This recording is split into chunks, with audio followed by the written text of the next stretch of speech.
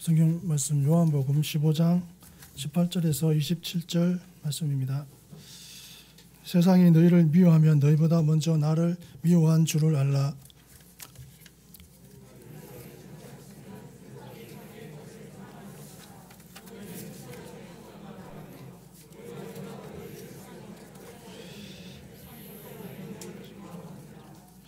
내가 너희에게 종이 주인보다 더 크지 못하다 한 말을 기억하라.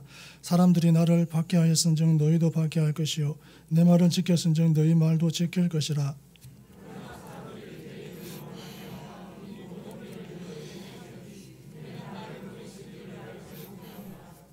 내가 와서 그들에게 말하지 아니하였더라면 죄가 없었으려니와 지금은 그 죄를 핑계할 수 없느니라.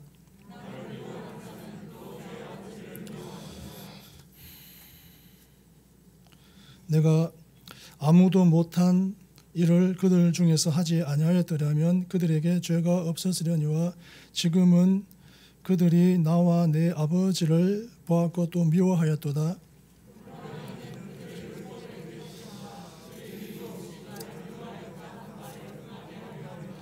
내가 아버지께로부터 너희에게 보낼 보혜사 곧 아버지께로부터 나오시는 진리의 성령이 오실 때에 그가 나를 증언하실 것이요 있었으므로 전하느니라. 아멘. 예수님께서는 성도들이 이 땅에 사는 동안 예수님으로 말미암아 핍박당하는 것은 결코 우연한 것이 아니라 필연적이라는 사실을 말씀하셨습니다. 즉 세상이 성도들을 미워하고 핍박하는 것은 그들이 예수 그리스도를 미워하기 때문임을 분명히 가르쳐 주셨습니다. 그렇습니다. 예수님과 세상은 서로 원수 관계에 있고 따라서 세상은 예수님을 미워하므로 그에게 속한 성도들도 당연히 세상으로부터 미움과 핍박을 받습니다. 그러므로 세상의 미움과 핍박을 받는다는 것이야말로 성도들이 예수 그리스도께 속한 자들이라는 사실을 확증해 주는 역할을 합니다. 그런데 예수님께서 이러한 예고를 하시는 것은 성도들이 때때로 무고한 핍박을 세상으로부터 당하게 될지라도 결코 낙심하거나 두려워하지 않도록 하기 위함이었습니다. 따라서 성도들은 세상으로부터 미움과 핍박을 당하게 될 때 오히려 기뻐하며 하나님께 영광을 돌려야 합니다. 한편 예수님께서는 성도들이 세상의 미움과 핍박을 받을 때 보혜사고 진리의 성령님이 성도들을 도우며 보호하게 하실 것이라고 약속하셨습니다. 이러한 사실은 예수님께서 대적들의 손에 체포당하여 십자가 고난을 겪으실 때 뿔뿔이 흩어져 도망쳐 버렸던 제자들이 오순절 성령 강림 이후에 완전히 변화되어 그 어떤 위협과 박해 앞에서도 담대한 자세를 잃지 않았던 사실로 분명히 입증되었습니다. 이상의 모두 성도들이 예수 그리스도와 복음에 대해 증인으로서 언제나 담대한 삶을 영위하느냐 아니면 세상의 핍박을 두려워하여 그저 형식적이고 무기력한 생활을 이어가느냐 하는 것은 오로지 성령님의 능력을 힘입느냐 아니냐에 좌우됩니다. 그러므로 성도들은 성령님의 권능을 힘입음으로 죽음을 정복하고 살아나신 예수님께서 담대하라 내가 세상을 이겼노라고 선언하신 것처럼 세상의 어떤 핍박과 조롱에도 굴하지 않고 십자가의 파수꾼으로 더 높이 주님의 이름을 세상에 외치는 증인들이 되어야 하겠습니다. 그런 본문을 통해 얻게 되는 구체적인 영적 진리들을 살펴보며 함께 은혜를 나누겠습니다. 18절에서 20절을 보면 세상이 너희를 미워하면 너희보다 먼저 나를 미워한 줄을 알라. 너희가 세상에 속하였으면 세상이 자기의 것을 사랑할 것이나 너희는 세상에 속한 자가 아니요 도리어 내가 너희를 세상에서 택하였기 때문에 세상이 너희를 미워하느니라.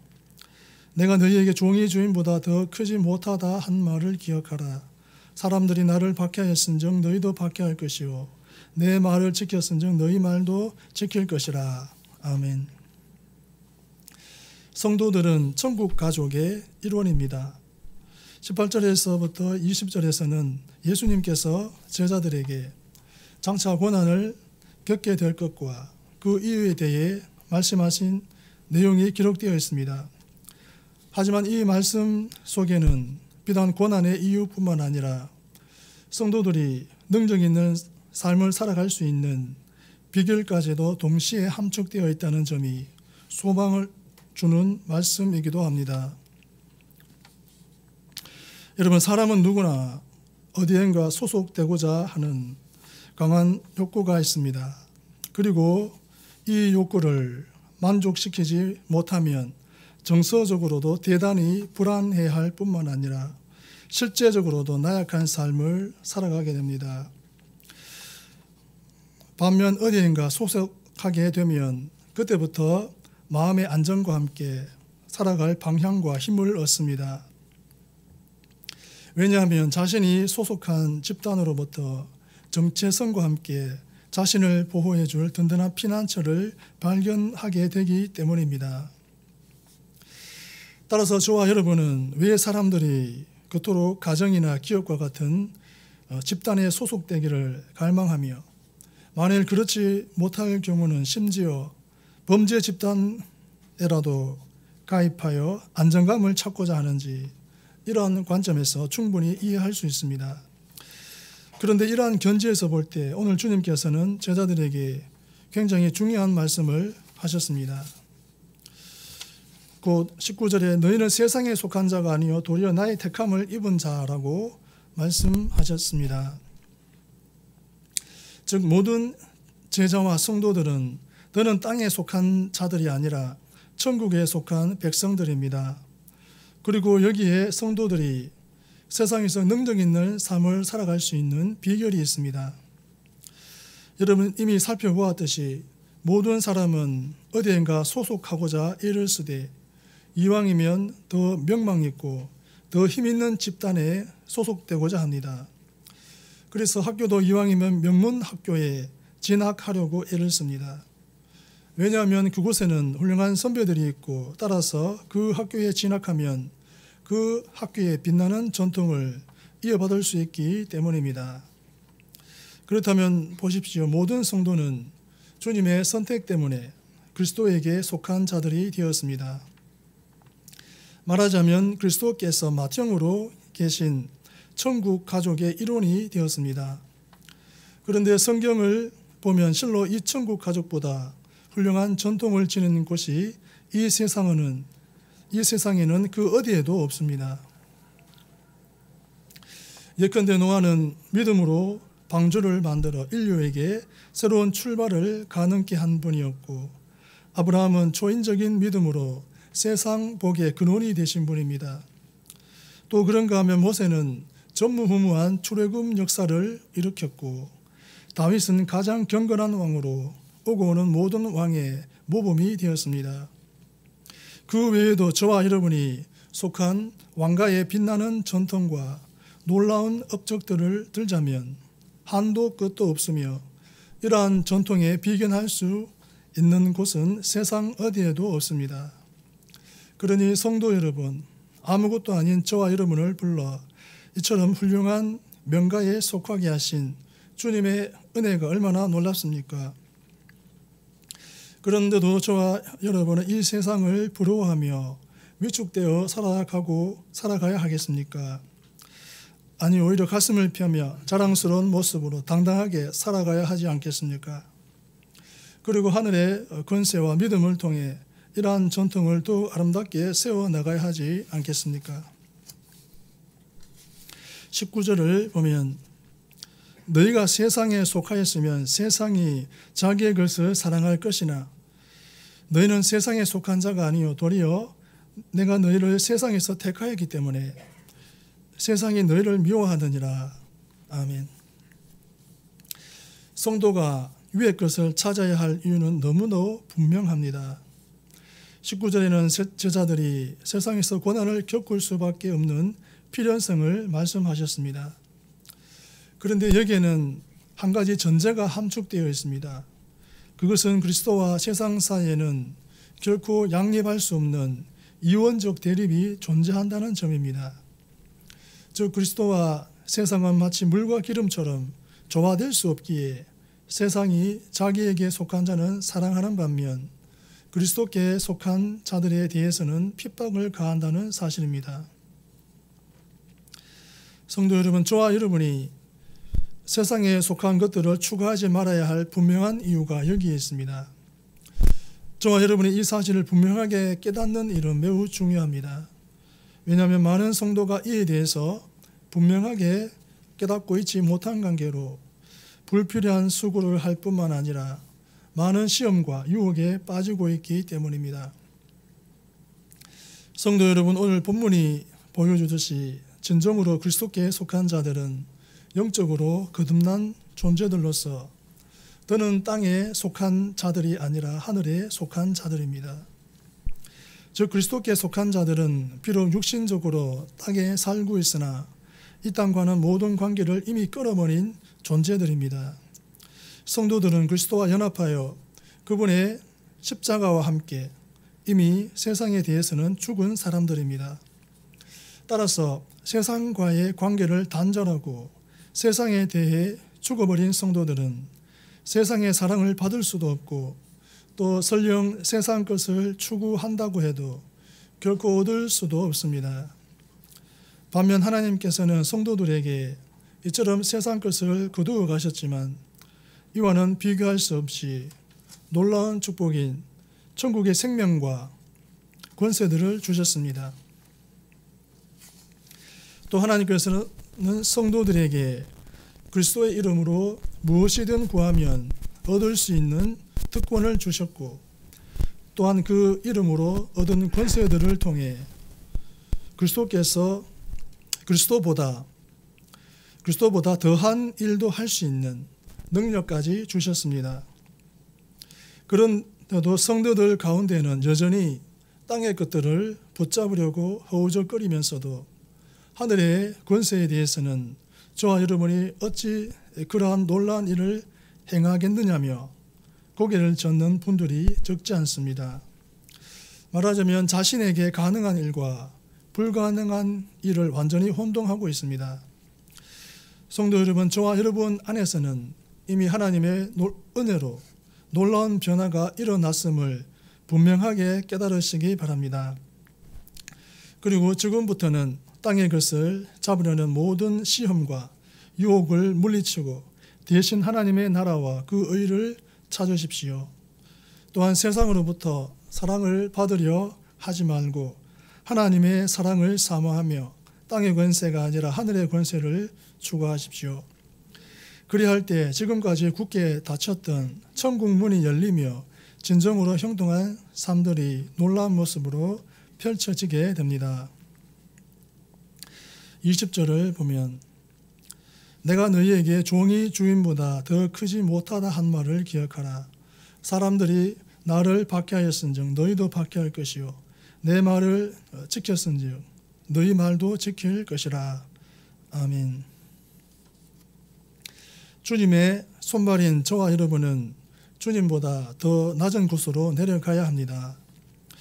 본문 20절은 참으로 당연한 말씀이 아닐 수 없습니다. 왜냐하면 종이 아무리 높아져도 결국 주인보다 높아질 수는 없기 때문입니다. 그런데도 오늘날 문제가 되는 것은 많은 성도가 이러한 평범한 진리를 망각하고 자신의 분수에 지나치는 욕심을 품는다는 사실입니다. 예를 들어 봅시다. 주님께서는 이 땅에 계실 때 머리 둘 곳조차 없으셨습니다.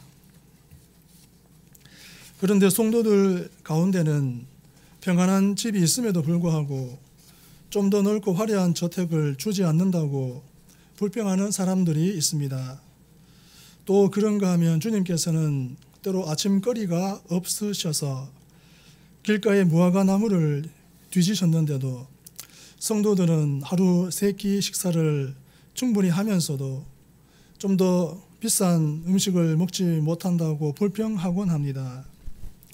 그뿐입니까? 주님은 복음을 전하기 위해 뜨거운 햇빛이 내리쬐는 길을 걸어 다니셨음에도 불구하고 오늘날 많은 성도가 좀 더 비싼 고급 승용차를 주지 않는다고 불평하며, 심지어 주님은 일평생을 험한 가시밭길을 걸으셨는데 그분의 종이라 큰 소리치는 사람들이 카펫을 깔아주지 않는다고 하나님께 원망을 일삼습니다. 성도 여러분, 이 세상은 저와 여러분의 주인 되신 그리스도께 한없는 핍박을 가한 곳입니다. 그리스도께 그분의 종된 저와 여러분이 세상으로부터 이보다 더 나은 대접을 받기를 기대해서는 안 됩니다. 저와 여러분은 이 세상에 살면서 잠시 머리 둘 곳이 있고 세 끼 식사만 할 수 있어도 그것으로 하나님께 감사드려야 마땅합니다. 만일 이보다 더한 것들을 바란다면 이는 곧 지나친 사치로 부끄러워해야 합니다. 여러분, 저와 여러분의 주인 되시는 주님께서는 가장 큰 선을 행하시고도 평생 세상으로부터 수모와 핍박을 받으시고 결국 십자가를 지셨습니다. 따라서 주님이 행하신 것과는 비교할 수 없는 조그만 선 행하기조차 힘들어하는 저와 여러분이 주님보다 더 나은 대접을 받으리라고 기대해서야 되겠습니까? 주님의 종으로서 그분의 손발일 뿐 저와 여러분은 머리 대신 주님이 받으신 핍박과 고난을 생각하며 더 낮은 곳으로 내려가 저와 여러분에게 주어진 모든 어려움을 감당해야 하겠습니다. 25절과 27절을 보면, 그러나 이는 그들의 율법에 기록된 바 그들이 이유 없이 나를 미워하였다 한 말을 응하게 하려 함이라. 내가 아버지께로부터 너희에게 보낼 보혜사 곧 아버지께로부터 나오시는 진리의 성령이 오실 때에 그가 나를 증언하실 것이요 너희도 처음부터 나와 함께 있었으므로 증언하느니라. 아멘. 그리스도로 인하여 무고히 고난을 받는 자에게는 하늘에 놀라운 보상이 기다리고 있습니다. 주님께서는 시편 35편 19절과 69편 4절에 기록된 다윗의 시를 인용하시며 예수님의 죽음이 무고한 자의 죽음임을 분명하게 말씀하셨습니다. 그런데 이러한 주님의 말씀은 그저 주장으로 그치는 것이 아니라 오늘날의 현대 소송법 이론에 비추어 보아도 분명 주님의 십자가형은 무죄한 자에 대한 무고한 재판이었습니다. 일반적으로 소송과 재판의 일반적 원칙은 우선 무죄 추정의 원칙에서 출발하여 피고를 재판에 넘긴 자가 상대방의 죄를 입증해야 비로소 유죄를 인정할 수 있게 되어 있습니다.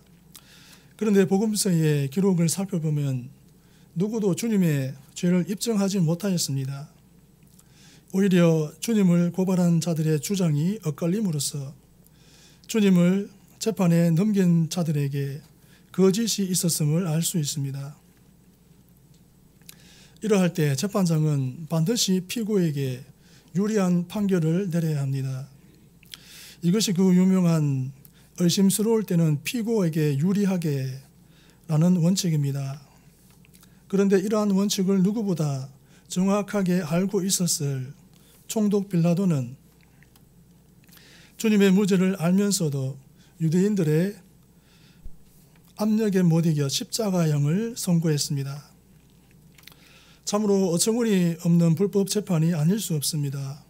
저와 여러분이 신앙을 고백할 때마다 주님께서 본디오 빌라도에게 고난을 받으시고라고 하는 것은 다 이러한 이유 때문입니다.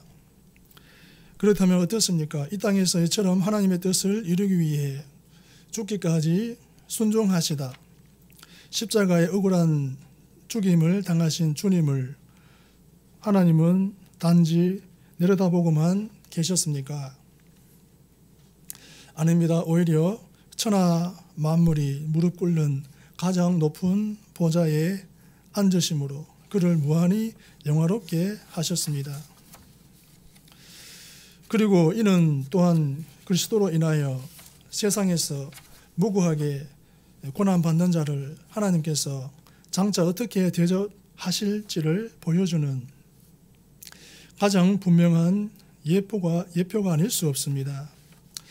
그렇습니다. 이 땅에서 그리스도로 인하여 무고히 고난받는 자에게는 하늘의 놀라운 보상이 기다리고 있습니다.